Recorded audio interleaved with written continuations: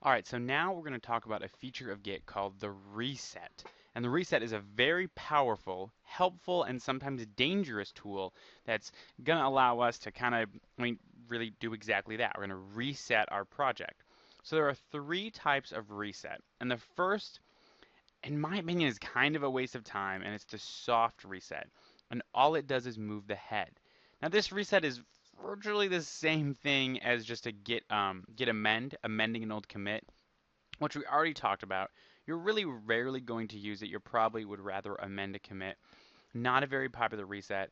We'll still go through the example and show you how to do it. The next reset is called a mixed reset, and that's the default reset.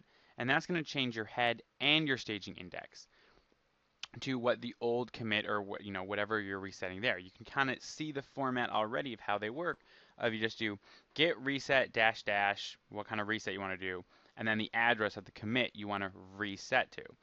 The last reset is called the hard reset, and it completely redirects everything to that and resets your project to that commit. It resets your head, your staging index, and your working directory. So imagine it like you're going to burn everything in your office and tell the publisher, send me a copy of that package. I'm starting with that.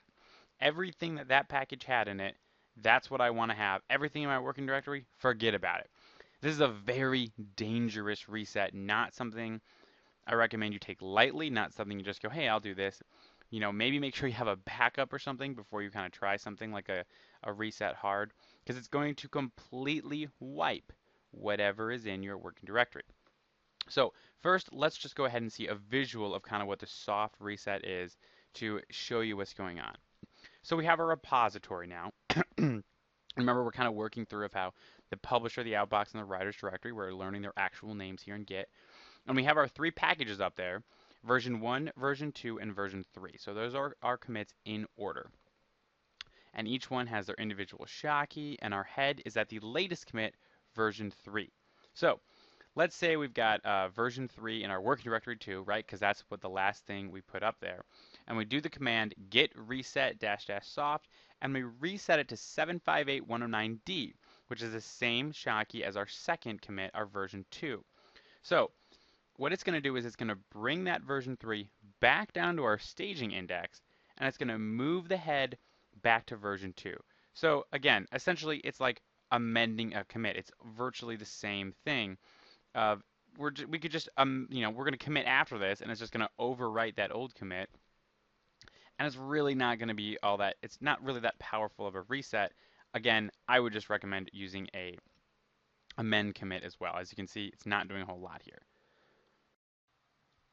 All right, so let's go ahead and actually do a soft reset now and see how it looks on screen. And we've already kind of done this now with an amending commit, but I'm also going to show you another little trick we can use to combine commits and kind of merge them into one big commit.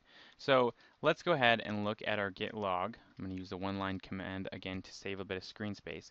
And I've added 3 commits. As you can see from our file, I just added line A, I committed it, line B committed it, and line C committed it to show these 3 commits. I would recommend you do that. You don't need to if you can just, make a quick 3 commits, make 3 changes, and just be able to, easily track. That's going to do. I'm going to use this example for all 3 of the resets that we're going to do. So it might just be helpful to kind of do something like this. So we see that we have 3 commits here. And now what's a good example, a real life example of where we would use a soft reset?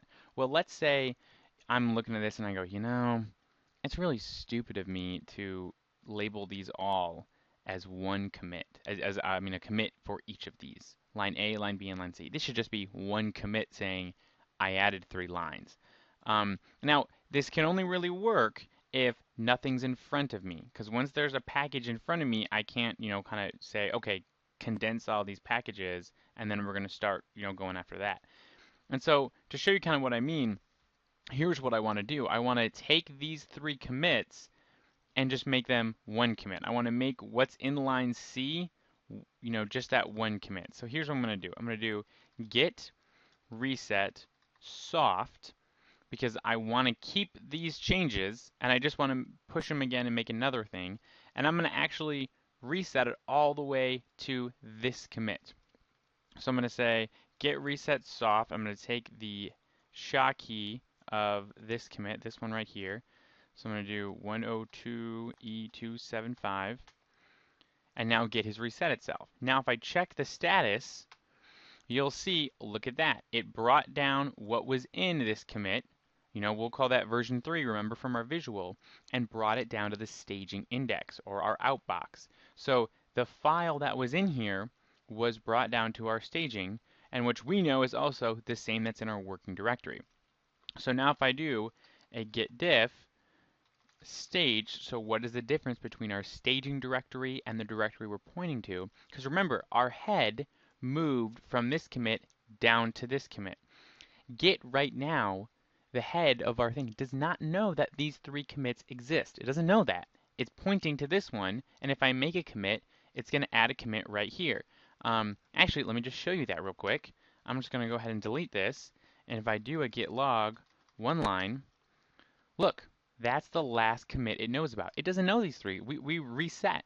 I could call Git to look for SHA keys that look similar, and it will actually find them. We'll talk about that later. But Git doesn't think these 3 exist, but I still have that information in my staging. So now I can do a git, actually I'm going to need that just for reference here. Okay, so remember we at that. I'm going to do git diff staged.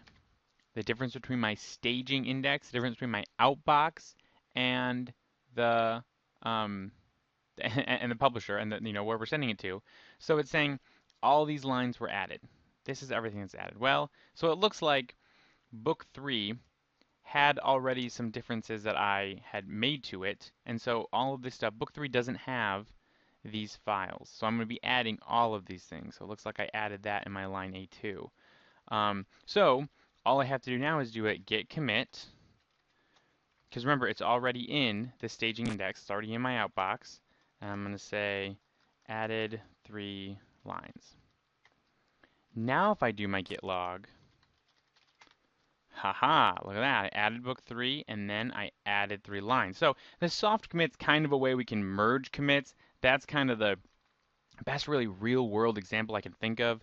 It's probably not something you're going to use often. Again, it's the same as a mend commit, especially if you're working in a remote repository environment, though, where you're all saving things to this big server. You're probably not going to use this very often. So, but there's a real world example for you. There's a way to think about it. That's kind of how a soft reset works. Next, we're going to be talking about a mixed reset.